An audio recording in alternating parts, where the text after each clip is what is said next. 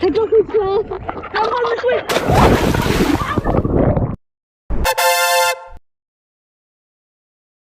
I tried dropshipping this product on TikTok in 2022.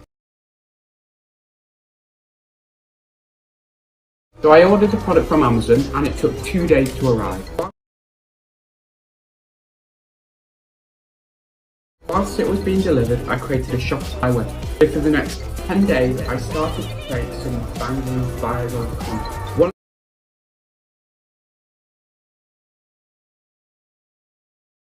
One of my videos got 25k views. However, after 3 days of posting, the item stopped working. And that was the end of this dropshipping product, with 0 sales and only 20 websites.